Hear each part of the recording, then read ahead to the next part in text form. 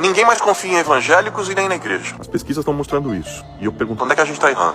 a pesquisa Atlas Intel revelou que 72% dos brasileiros não confiam nas igrejas evangélicas e colocaram as igrejas no penúltimo lugar entre as instituições avaliadas. Congresso Nacional, Forças Armadas também estão entre os que mais perderam credibilidade. Mas o que nos preocupa é por que a igreja chegou a esse ponto? Nos evangelhos, as pessoas estavam impressionadas com o jeito de Jesus, porque ele falava com autoridade e, como diz o evangelista Mateus lá no capítulo 7, não como escriba, não como religioso. A credibilidade dele vinha da humildade na postura, da generosidade dos gestos, do acolhimento amoroso a quem quer que fosse. A autoridade dele vinha da coerência entre o que ele falava e o que ele vivia. E é aí que nasce o problema de credibilidade, da falta de coerência. Será que a gente está expressando na nossa forma de viver aquilo que a gente prega? Tinha um tempo em que ser cristão era quase uma pré-aprovação moral. Ser cristão era ser alguém de confiança, com peso de palavra. Ah, lembra? Fulano é crente? Fica tranquilo, é sujeito de palavra, é honesto. Mas e hoje?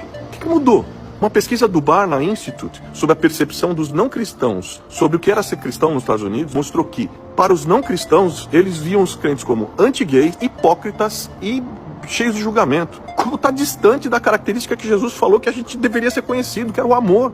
A gente prega o evangelho do amor, mas muitas vezes a gente se torna os primeiros a apontar o dedo da condenação ou escolher as teclas da ofensa. A gente fala sobre graça, mas nos falta paciência, misericórdia com quem pensa diferente da gente. Pior, a gente está defendendo méritos, meritocracia. A gente diz que segue um Cristo que acolhe, mas a gente rejeita qualquer um que pensa diferente. E pior, a gente está mais disposto a construir muro do que ponte. A gente proclama a justiça de Deus, mas a gente se cala diante da corrupção e das injustiças sociais que se aprofundam. A gente anuncia um Salvador que perdoa até os seus inimigos, mas a gente cultiva rancor, sede de vingança. A gente justifica a violência, o uso de arma, guerras de todos os tipos. E se Jesus não tem sido visto através de nós, como é que a gente pode esperar que o mundo confie na gente? Talvez a gente esteja falando demais sobre política, defendendo os nossos ídolos de estimação. Talvez a gente esteja gritando para impor credibilidade quando que a gente deveria para estar vivendo com coerência, com humildade, com autocrítica para construir credibilidade.